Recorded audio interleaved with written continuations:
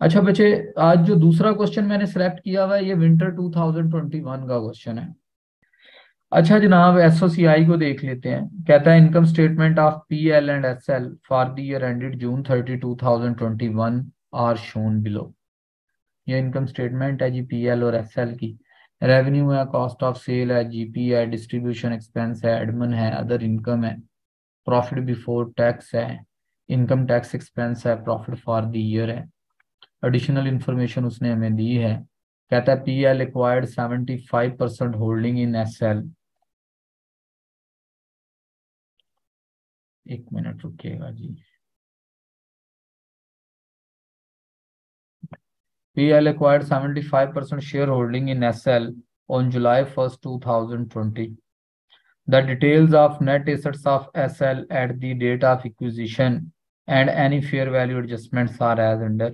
ये उसने आपको वैल्यूज दे दी इक्विजिशन नेट एसेट्स की, और कहता है कि the fair value of net assets was same except inventory whose fair value exceeded its carrying value by 2 million। उसने इन्वेंट्री की एडजस्टमेंट डाल दी फेयर वैल्यू में। Half of the inventory existing at the acquisition date has been disposed of by the reporting date। मतलब acquisition date की जो half inventory थी वो साल के एंड तक आधी बिक गई थी। अच्छा, ये सेल नहीं थी, फेयर वैल्यू एडजस्टमेंट थी।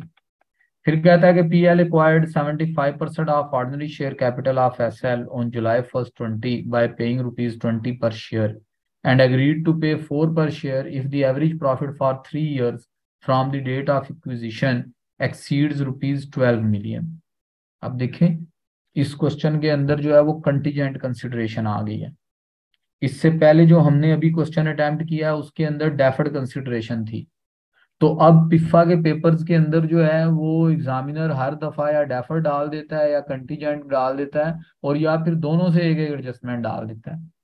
तो हमें इनके ट्रीटमेंट अच्छे से समझने हैं कि कंटीजेंट कंसिडरेशन कैसे ट्रीट करते हैं, डेफर्ड कंसिडरेशन कैसे ट्रीट करते हैं। अब ये कंटीजेंट कंसिडरेशन है कि जी वो अगर 12 मिलियन से प्रॉफिट एवरेज प्रॉफिट एक्सीड करेगा तो वो ₹4 पर शेयर पे करेगा।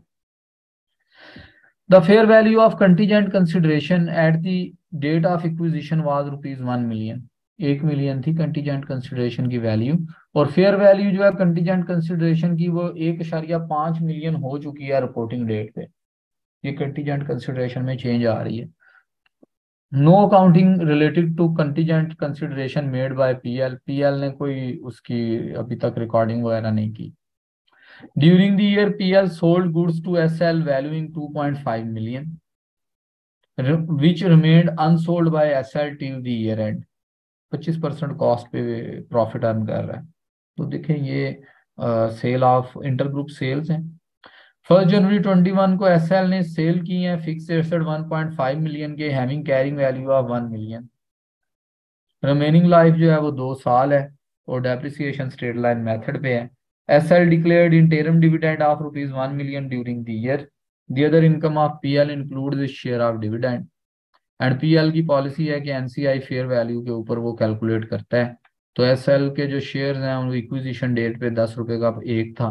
कंसोलिडेटेड इनकम स्टेटमेंट बनाकर दिखाएं, ये भी 25 नंबर का सवाल आया था। तो जनाब इसमें अब करना क्या था कि इसके अंदर जो है वो हमें एडजस्टमेंट्स करनी थी। लेकिन एडजस्टमेंट से पहले हमने क्या करना होता है कि जब हम कंसोलिडेटेड एसओसीआई बना रहे होते हैं तो उसका पैटर्न थोड़ा सा डिफरेंट रखते हैं। वो पैटर्न थोड़ा सा डिफरेंट इस तरह से रखते हैं कि हम पहले उसका नाम लिखेंगे पीएल ग्रुप, फिर हम उसमें कंसोलिडेटेड एसओसीआई का हेडिंग देंगे, consolidated statement of comprehensive income for the year ended on June 30, 2021। अब एसओएफपी में तो मैंने इसको ट्रीट नहीं किया था, एसओएफपी में तो बस मैंने ये लिखकर छोड़ दिया था। लेकिन एसओसीआई में हम लिखते हैं, लाइन आइटम्स पूरे करते हैं। यहाँ पे लिखेंगे रेवेन्यू 150, इसमें 80 ऐड कर देंगे। Cost of sales 72, 445 less. ठीक है, तो हमारे पास आंसर आ जाएगा ग्रॉस प्रॉफिट। ग्रॉस प्रॉफिट के बाद फिर हम लाइन आइटम जो हेडिंग्स एग्जामिनर यूज कर रहा है वही करनी है। Distribution cost, administrative cost, other income, ये दोनों लेस होंगे और अदर इनकम आपकी ऐड होगी। आंसर आ जाएगा आपका प्रॉफिट बिफोर टैक्स। फिर हम यहाँ पे इनकम टैक्स एक्सपेंस लिखेंगे। आंसर आ जाएगा profit for the year attributable, attributable. तो यहाँ पे इनकी वैल्यूज भी लिख लेते हैं। डिस्ट्रीब्यूशन एक्सपेंस थे 14 और 5। एडमिन कॉस्ट है 25 और 12। अदर इनकम है 15 और 1। प्रॉफिट बिफोर टैक्स को खाली छोड़ देंगे। फिर हमारे पास है इनकम टैक्स एक्सपेंस 19 और 3। तो ये स्टेटमेंट हम इस तरीके से ना इसका फॉर्मेट बना लेते हैं।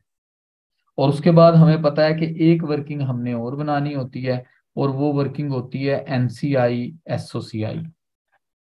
जब हम कंसोलिडेटेड एसओसीआई बनाएंगे तो बेसिकली हम एनसीआई की वर्किंग तो बनाएंगे, लेकिन वो वर्किंग हम एसओसीआई के लिए बनाएंगे। इसे हम वर्किंग वन लिख लेंगे। This is NCI for SOCI.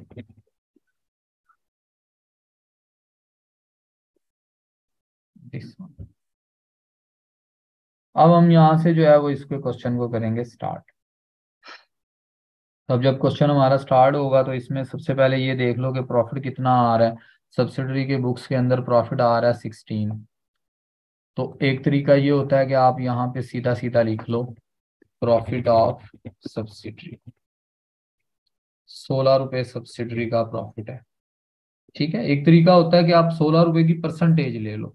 Like यहाँ पे लिखा हुआ है 75% शेयर है, तो मैं 16 का 25% लेकर यहाँ पे लिख दूंगा। वो भी तरीका ठीक होता है। एक तरीका होता है कि आप पूरे की पूरी वैल्यू वहां पे मेंशन कर दो, वो तरीका भी ठीक होता है। अच्छा जनाब, अब आपने ये सब्सिडरी परचेज की थी जी मुस्तफा। अरे सर, अगर 16 रुपीज का आप 75% लें तो फिगर अलग होगा, और 16 16 रुपए लें तो तब फिगर अलग होगा। तो नहीं बैलेंस में फर्क नहीं आएगा? अगर नहीं, नो इशू। अगर आप टोटल वैल्यू लेंगे ना तो एंड में जो हम्म। बैलेंसिंग फिगर आएगा उसका वन टाइम 25% लेना पड़ेगा। अच्छा अच्छा अच्छा अच्छा। ठीक है, अगर ठीक। आप यहाँ पे 25% लेंगे तो फिर आपको हर ट्रांजेक्शन में 25% लेना पड़ेगा। लेना पड़ेगा। हाँ, ठीक। मतलब वो आपकी मर्जी है, दोनों में से आपको जो मेथड आसान लगता है वैसे हाँ, करें। जिसपे आपकी स्किल अच्छी हो। हाँ जी, बेसिक।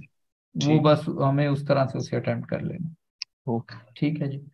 तो अब हम अपनी बातें करते हैं शुरू। हमारे पास इसकी एडजस्टमेंट्स गिवन है। एडजस्टमेंट है हमारे पास कि उसने ना हमें ये सारी वर्किंग्स वगैरह दी हैं। उसने हमें फेयर वैल्यू भी बताई है, उसने हमें बाकी सारी चीजें भी दी हैं। हमने ना एक पॉइंट याद रखना है कि अगर अब यहाँ पे देखो वो फेयर वैल्यू एडजस्टमेंट भी दे रहा है, वो हमें ये वाली वैल्यूज भी दे रहा है। तो हमने गुडविल के ना दो कंसेप्ट पढ़े हुए हैं। एक होती है पॉजिटिव गुडविल, एक होती है नेगेटिव गुडविल। तो नेगेटिव जो गुडविल होती है, उस नेगेटिव गुडविल के बारे में हमने पढ़ा है कि जी जो नेगेटिव गुडविल होती है उसको हमने अपनी अदर इनकम बनाना होता है। तो हमने एक पॉइंट ये नोट करना है कि यार अगर इसने ये सारा गुडविल का डाटा दिया हुआ है कैलकुलेट करने का, तो गुडविल कैलकुलेट तो करके देख लो। ऐसा ना हो कि क्वेश्चन के अंदर गुडविल ही नेगेटिव आ रही हो और उसका ट्रीटमेंट हो। तो आधे स्टूडेंट इस वजह से जो है वो क्वेश्चन गलत कर आते हैं। तो आप लोगों ने अगर वो गुडविल का डाटा देता है तो आपने एक दफा वर्किंग बनाकर गुडविल वाली उसको कैलकुलेट करके देख लेना है कि यार गुडविल तो नहीं कहीं आ रही है। ताकि हमें जो है वो उसका जो है ना वो अंदाजा हो जाए। ठीक है।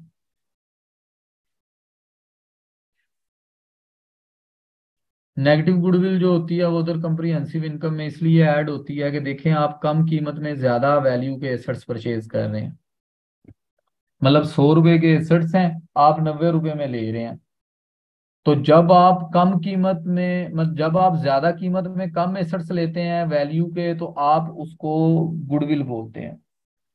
लेकिन जब आप कम कीमत में ज्यादा वैल्यू के एसेट लेते हैं जिनकी फेयर वैल्यू ज्यादा होती है, तो वो नेगेटिव गुडविल होती है। तो वो कहता है कि उसको इसी तरह ट्रीट कराओ जैसे वो आपकी अदर इनकम है। तो उसको हम मतलब अदर इनकम के तौर पे ट्रीट बेसिकली करते हैं। अगर 100 रुपए की एक चीज है सर, और हमने उसको 90 रुपीज में परचेज की, बट मार्केट में उसकी 110 रुपए की वैल्यू है, जी, ये सिनेरियो कह रहे हैं आप?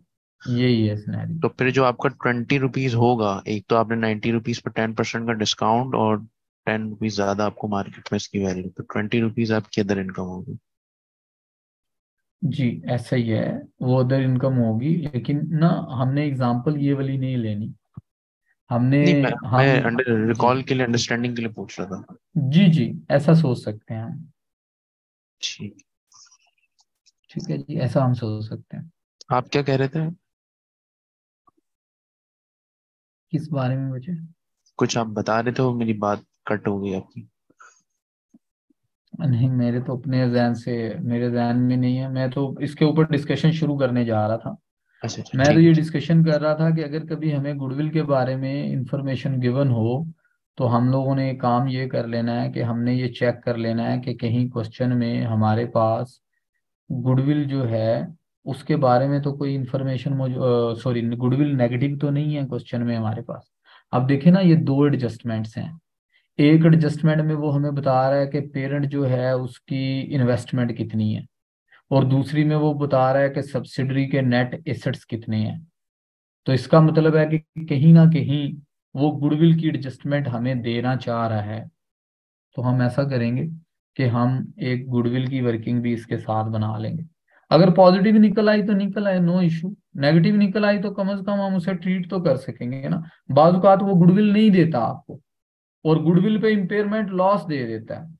तो फिर हमें डेफिनेटली गुडविल के ऊपर इम्पेयरमेंट लॉस दे देता है, तो पहले गुडविल कैलकुलेट होगी तो लॉस कैलकुलेट होगा ना, वरना तो हम गुडविल का लॉस कैलकुलेट कर ही नहीं सकते। तो यहाँ पे मैं इन सारों को कर रहा हूँ जीरो। अब हम बात शुरू करते हैं इसकी। एडजस्टमेंट नंबर 1 है कि पीएल ने 75% शेयर्स यकम जुलाई 2020 को एक्वायर किए हैं।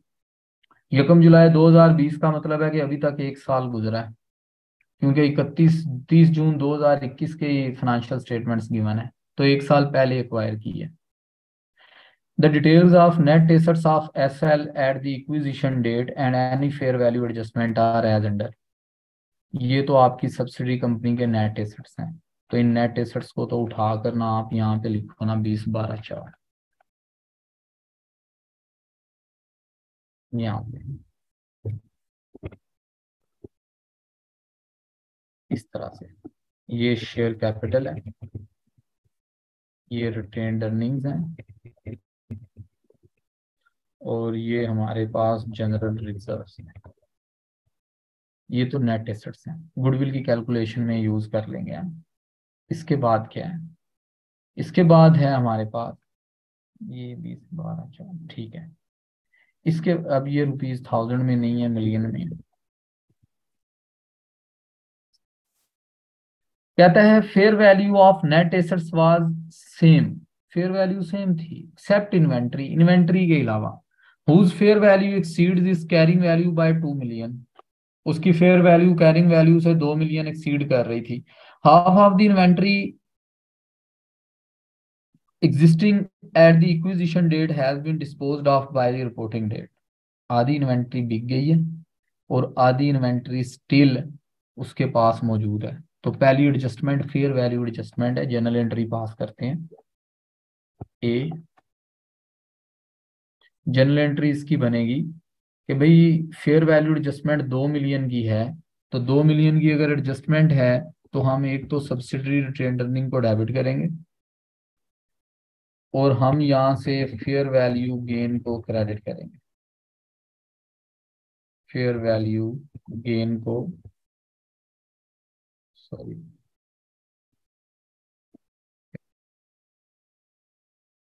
फेयर वैल्यू गेन को क्रेडिट करेंगे, सॉरी, क्रेडिट कर देंगे।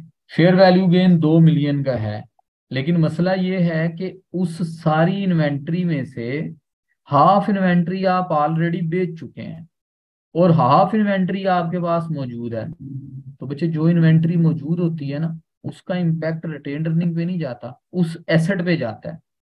मतलब उस एसेट की प्राइस आपने रिड्यूस करनी होती है। तो हम कहेंगे कि भाई जो तो बिक गई उसको तो रिटेन अर्निंग में एडजस्ट कर दो, और जो हमारे पास नहीं बिकी उसकी एडजस्टमेंट उसी एसेट के उसमें कर दो, प्राइस में, स्टॉक अकाउंट डेबिट।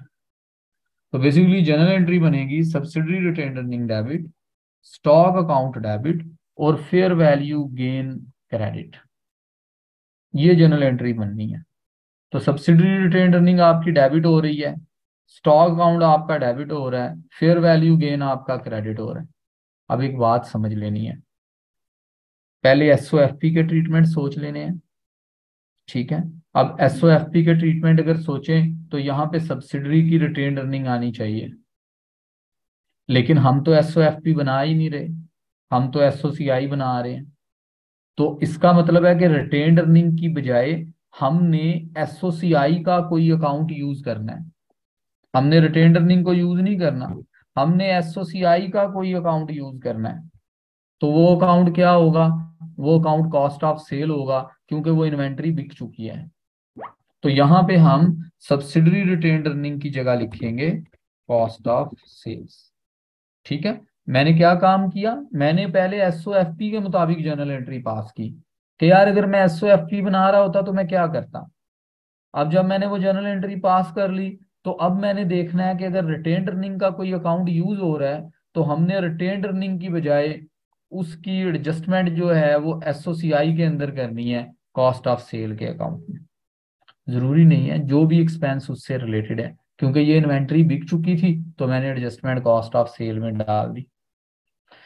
यहां देखना ये होता है कि इन तीन चीजों के इम्पैक्ट कहाँ पे जाएंगे। अब कॉस्ट ऑफ सेल है, ये कंसोलिडेटेड एसओसीआई में जाएगा। स्टॉक अकाउंट है, ये कंसोलिडेटेड एसओएफपी में जाएगा। फेयर वैल्यू गेन है, ये गुडविल की वर्किंग में जाएगा, मतलब वर्किंग टू में जाएगा ये, इस तरह से। ठीक है। अब आपने क्या करना है, इसको पोस्ट करना है। अच्छा, इसके साथ ही क्योंकि आप एसओसीआई बता रहे हैं, बना रहे हैं, तो आप देखेंगे इम्पैक्ट ऑन एनसीआई एसओसीआई, कि क्या एनसीआई एसओसीआई पे भी कोई इम्पैक्ट जाएगा इसका। याद रखोगे कि जिन जर्नल एंट्रीज में सब्सिडरी की रिटेन अर्निंग का अकाउंट यूज होता है, मैं इसको लिख रहा हूं आपके याद रखने के लिए, जिन एंट्रीज में सब्सिडरी की रिटेन अर्निंग का अकाउंट यूज होता है उनमें हम एनसीआई एसओसीआई को भी इम्पैक्ट डालेकर जाते हैं। तो इसमें भी इम्पैक्ट उसका जाएगा और ये 1 मिलियन का इम्पैक्ट उसमें डेबिट हो जाएगा। मतलब यहाँ पे सब्सिडी रिटेन अर्निंग डेबिट हो रही है तो एनसीआई एसओसीआई में भी आपने डेबिट करना है। यहाँ पे सब्सिडी रिटेन अर्निंग क्रेडिट हो रही होती तो हम एनसीआई एसओसीआई में भी उसको क्रेडिट कर देते। अब आप इसको पोस्ट कर दें। आप जब आप इसको पोस्ट करेंगे तो यहाँ पे आप लिखेंगे fair value gain on inventory, fair value gain, ये गेन है आपका इन्वेंट्री में 2 मिलियन, इसमें ऐड हो जाएगा। एक ट्रीटमेंट, ये कॉस्ट ऑफ सेल डेबिट हो रही है तो एसओसीआई में जाएंगे, कॉस्ट ऑफ सेल वैसे भी एक्सपेंस है, यहाँ पे डेबिट हो रही है तो 1 मिलियन इसमें ऐड कर देना है आपने। और ये जो एसओएफपी के ट्रीटमेंट है ये हमने नहीं करने, क्योंकि एसओएफपी तो हम बना ही नहीं रहे हैं। तो ये पहली एडजस्टमेंट हमने रिकॉर्ड कर दी। अब हम जाएंगे दूसरी एडजस्टमेंट। दूसरी एडजस्टमेंट है हमारे पास कि PL acquired 75% of the ordinary shares capital of SL on July 1st, 2020 by paying rupees 20 per share and agreed to pay rupees 4 per share if the average profit of for 3 years from date of acquisition exceeds rupees 12 million. The fair value of contingent consideration at the date of acquisition was rupees 1 million. The fair value of contingent consideration increased to 1.5 million by the reporting date. No entries has been recorded by this company. इसने कोई recording तो की नहीं है. हम कहेंगे देखो यार ये कंटीजेंट कंसिडरेशन है. तो कंटीजेंट कंसिडरेशन भी हमारे पास जो होती है ना जी, ये भी लायबिलिटी बनाई जाती है. जैसे मैंने अभी आपको डेफर्ड कंसिडरेशन के बारे में गाइड किया था ना, कि डेफर्ड कंसिडरेशन को आपने अपनी लायबिलिटी बनाना होता है, ऐसे ही कंटीजेंट कंसिडरेशन को भी लायबिलिटी बनाना होता है. तो हम पहला काम तो ये करेंगे कि इस कंटीजेंट कंसिडरेशन को ना गुडविल की वर्किंग में लेकर जाएंगे. यहाँ पे इन्वेस्टमेंट ऑफ पेरेंट कंपनी लिखा था, यहाँ पे पहले लिखेंगे कैश कंसिडरेशन. कैश कंसिडरेशन ये मिला था इसको कि ये 20 रुपये पर शेयर पे करेगा. 75% शेयर लिए हैं, 10 रुपये का एक शेयर है और 20 मिलियन शेयर है. तो क्योंकि आंसर हमने मिलियन में ही लेना है, तो मैं यहाँ पे लिखूंगा 20 million divided by 10 multiplied by 75% multiplied by 20. 20 रुपये एक शेयर के बदले में वो उसी टाइम पे करेगा. तो यहाँ पे हम ले लेंगे 20 divided by 10 multiplied by 0.75 and multiplied by 20. तो ये आंसर आ गया जी 30. अब हम यहाँ पे लिखेंगे contingent consideration. Contingent consideration at the date of acquisition जो है ना, वो ये था, एक मिनट रुके, उसने एग्री किया था कि 4 रुपये पर शेयर जो है ना वो पे करेगा. ठीक है. वो कहता है कि उसकी जो फेयर वैल्यू है ना कंटीजेंट कंसिडरेशन की, वो डेट ऑफ इक्विजिशन पे 1 मिलियन थी. मतलब हमें कैलकुलेट करने की जरूरत नहीं है, उसने खुद ही हमें फेयर वैल्यू उसकी बता दिया है कि इक्विजिशन डेट पे ना वो 1 मिलियन थी और अब वो 1.5 मिलियन हो गई है. तो कंटीजेंट कंसिडरेशन यहाँ पे लिखेंगे 1 मिलियन. ठीक है जी. अब वो इस साल कितने की हो गई है? इस साल वो 1.5 मिलियन की हो गई है. देखो पहले जनरल एंट्री पास कर लेते हैं. बी जनरल एंट्री बनेगी कि इम्पैक्ट ग्रुप रिटेन्ड अर्निंग पे जाएगा. ग्रुप रिटेन्ड अर्निंग डेबिट और contingent consideration credit. Group retained earning debit, contingent consideration credit 1.50 minus 1. तो ये 0.50 मिलियन जो है वो इसमें इफेक्ट है. 0.50 और 0.50. ये जो कंटीजेंट कंसिडरेशन की फेयर वैल्यू चेंज होती है ना, इसका इफेक्ट सब्सिडरी की रिटेन्ड अर्निंग पे लेकर नहीं जाते, ये ग्रुप की रिटेन्ड अर्निंग पर लेकर जाते हैं. तो 0.50 से मैंने इसको रिकॉर्ड कर दिया. तो भाई बात ये है कि ये तो जनरल एंट्री पास की है SOFP से रिलेटेड. SOCI में क्या होगा? SOCI में ग्रुप रिटेन्ड अर्निंग की बजाय हम यहाँ पे एडमन, और उसने यही एक्सपेंस हमें दिए हुए हैं, एडमन डिस्ट्रीब्यूशन. तो मैं एडमन एक्सपेंस में इसको ले जाऊंगा, एडमन एक्सपेंसेस. ठीक है जी. 0.50 0.50. तो ये कंसोलिडेटेड SOCI में और ये कंसोलिडेटेड SOFP में. यहाँ पे देखेंगे कि क्या NCI SOCI पे इफेक्ट जाएगा? नहीं. क्यों नहीं जाएगा? इसलिए नहीं जाएगा भाई कि ग्रुप रिटेन्ड अर्निंग इन्वॉल्व है, सब्सिडरी रिटेन्ड अर्निंग इन्वॉल्व नहीं है. अगर सब्सिडरी रिटेन्ड अर्निंग इन्वॉल्व होती तो हम NCI SOCI पे इम्पैक्ट भी इसका लेकर जाते. तो हम इस 0.5 को यहाँ पे अपने एक्सपेंस में शामिल करवा देंगे, यहाँ पे एडमन कॉस्ट में 0.50. ये एडजस्टमेंट भी हमने रिकॉर्ड कर दी. अल्लाह समी. अच्छा देखें, ऐसा है कि अब ना बेसिकली हमारे पास नेक्स्ट, चलें जितना अटैम्प्ट होता है वो मैं करता हूँ अटैम्प्ट. होपफुली कोशिश करते हैं कि इसको ना कंप्लीट कर लें इसी क्लास में. तो नेक्स्ट एडजस्टमेंट हमारे पास क्या आ रही है कंटीजेंट कंसिडरेशन के बाद? कहता है कि ड्यूरिंग द ईयर PL ने सोल्ड किए हैं SL को गुड्स 2.5 मिलियन की. जो कि रिमेन अनसोल्ड हैं by SL till year end. Markup जो है पीएल वो 25% ऑन कॉस्ट जो है वो चार्ज करता है। तो ये सेल ऑफ इन्वेंट्री है by parent to subsidiary, by parent to subsidiary ये से है। हमने ये सीखा था कि ये जो 2.5 मिलियन की सेल है, इसको सेल से भी माइनस करेंगे और कॉस्ट ऑफ सेल से भी माइनस करेंगे। सेल से भी माइनस और कॉस्ट ऑफ सेल से भी माइनस, एक ट्रीटमेंट हो गया। दूसरा ट्रीटमेंट ये है कि इसके ऊपर जो अनरियलाइज प्रॉफिट होगा उसको भी एडजस्ट करेंगे। तो यहाँ पे भाई पेरेंट ने चीजें बेची थी, ठीक है, 25% कॉस्ट का है। यहाँ पे लिखते हैं जी sales,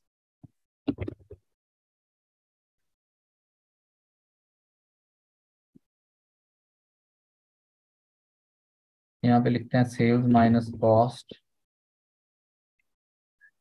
is equal to GP. अच्छा, वो कह रहा है कॉस्ट पे 25% है, कॉस्ट पे 25% मतलब 100% पे कॉस्ट है, 25% पे जीपी है, सेल्स हैं 125%। अल्लाह होगा नहीं, 2.5 मिलियन। तो दिस डिवाइडेड बाय 125% आंसर 100 आ जाएगा, और दिस मल्टीप्लाइड बाय 25% आंसर 0.5 आ जाएगा। तो जनरल एंट्री पास होगी, ग्रुप रिटेन अर्निंग डेबिट और स्टॉक अकाउंट क्रेडिट। अगेन हम एसओएफपी नहीं बना रहे, हम एसओसीआई बना रहे हैं। तो कॉस्ट ऑफ सेल में एडजस्टमेंट कर ली है हमने, कॉस्ट ऑफ सेल्स। तो 0.5 से कॉस्ट ऑफ सेल डेबिट और स्टॉक क्रेडिट। तो ये एडजस्टमेंट कंसोलिडेटेड एसओसीआई में और ये कंसोलिडेटेड एसओएफपी में। कॉस्ट ऑफ सेल डेबिट हो रही है, तो 0.5 कॉस्ट ऑफ सेल में मजीद हम ऐड कर देंगे 0.5 इस तरीके से, ठीक है जी। और एनसीआई एसओसीआई पे इफेक्ट जाएगा नहीं, नहीं जाएगा। क्यों नहीं जाएगा? क्योंकि ग्रुप रिटेन अर्निंग यूज हो रही है, ग्रुप रिटेन अर्निंग का इफेक्ट एनसीआई में नहीं जाता, सब्सिडी रिटेन अर्निंग होती तो जाता। नेक्स्ट एडजस्टमेंट है हमारे पास कि 1 जनवरी 2021 को 6 महीने पहले सब्सिडरी ने फिक्स एसेट बेचा है 1.5 मिलियन का, उसकी कैरिंग वैल्यू थी 1 मिलियन। रिमेनिंग लाइफ जो है वो 2 साल है और स्ट्रेट लाइन मेथड पे डेप्रिसिएट हो रहा है। इंटर ग्रुप सेल है, सब्सिडरी सेल कर रही है। तो जब सब्सिडरी सेल कर रही है तो 2 जनरल एंट्रीज पास करते थे हम। अल्लाह अकबर। हम लिखते थे सब्सिडरी रिटेन अर्निंग डेबिट और पीपीई क्रेडिट। 1.5 वाली मिलियन वाला एसेट 1 मिलियन, 1 मिलियन वाला एसेट 1.5 मिलियन में बेचा है। 1.5 माइनस 1 मिलियन, तो 0.5 मिलियन ये गेन ऑन डिस्पोजल है, ठीक है जी। This is gain, gain on disposal, एक इम्पैक्ट आ गया। फिर हम लोग इसकी डेप्रिसिएशन का इम्पैक्ट लेते थे कि पीपीई को डेबिट कर देते थे और सब्सिडरी रिटेन अर्निंग को क्रेडिट कर देते होते थे। 2 साल कह रहा है कि रिमेनिंग यूजफुल लाइफ है, तो मतलब 0.5, इसको डिवाइड करो 2 पे, इसको मल्टीप्लाई करो 6/12 से। 1 मिनट मुझे दें, अजान हो रही है तो मैं इसको रिकॉर्ड करता हूँ, साथ साथ बोलूंगा नहीं।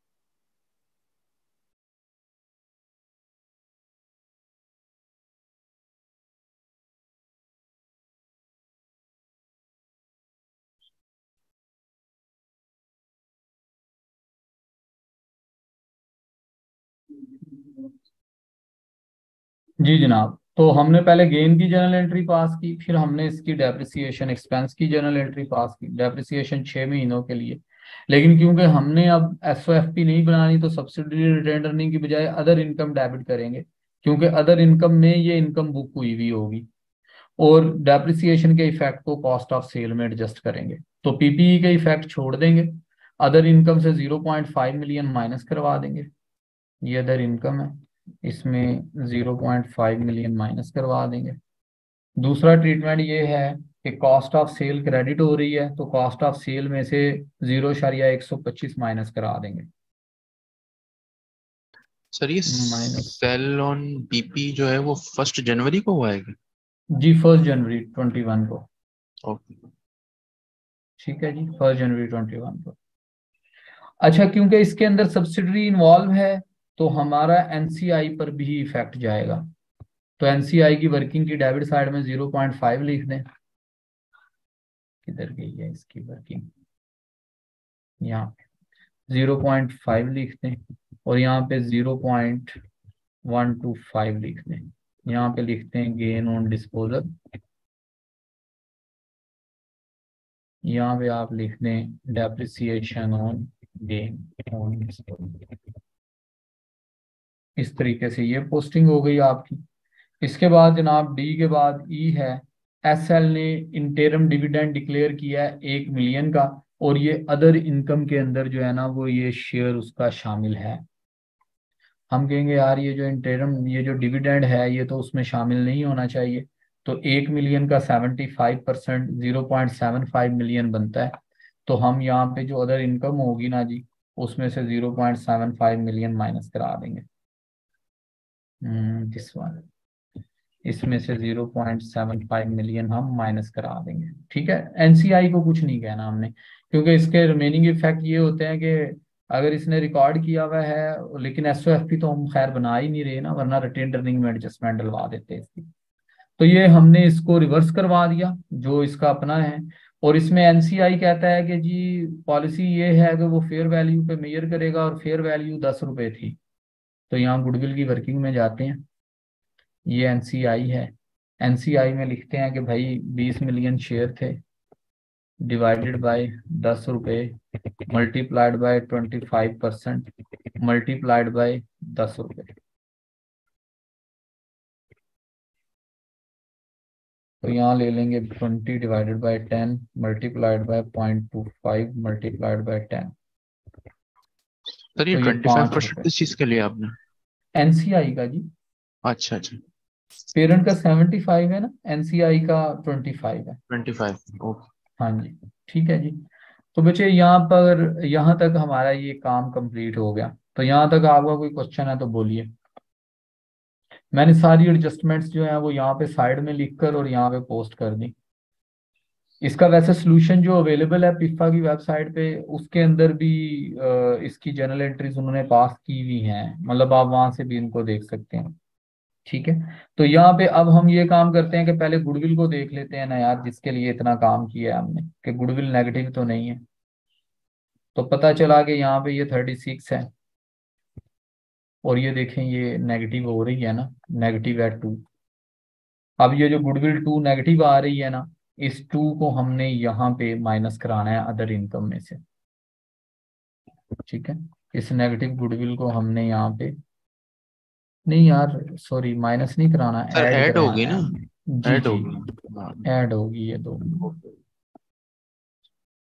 तो यहाँ तक ये हमारा सारा काम कंप्लीट हो गया। अब आपने ये काम करना है कि अब आपने ना यहाँ पे लिखना है रुपीज 1 मिलियन।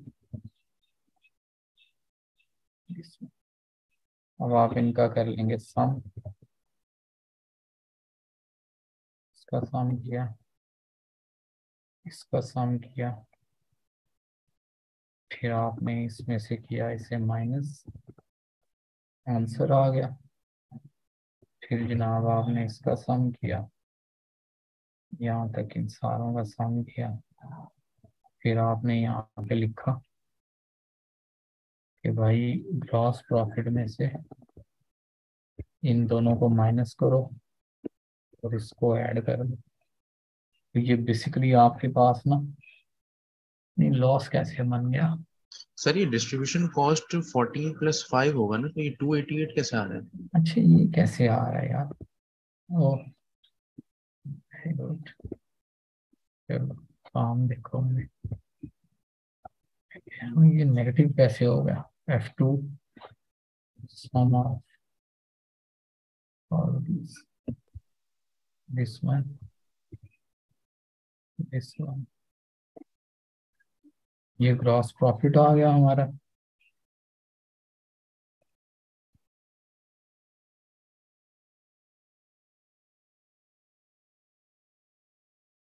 this one,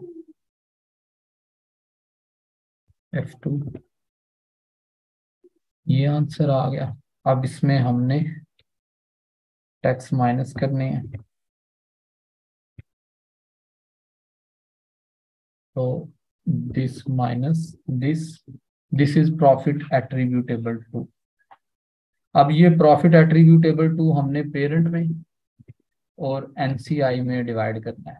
तो पहले एनसीआई का आंसर ले लेना इस वर्किंग से, sum of all these minus this one.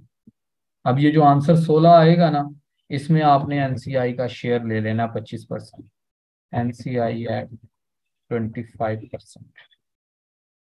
तो इस 16 का, यार ये 16 तो नहीं बनता, मल्टीप्लाइड बाय 0.25। यस, असल में ना ये पॉइंट्स कम ज्यादा हो गए हैं। दिस वन 3.91, तो 3.91, बल्कि मैं इसको यहाँ से लेकर आता हूँ, 3.91 इसका शेयर हो गया। हम कहेंगे यार टोटल भी इतना ही होना चाहिए था, दिस वन, तो इसमें से हम इसको माइनस कर देंगे एनसीआई के शेयर को, तो ये हमारे पास पेरेंट का शेयर जो है ना वो बैलेंसिंग फिगर आ गया। इस तरीके से आपकी कंसोलिडेटेड एसओसीआई बनती है।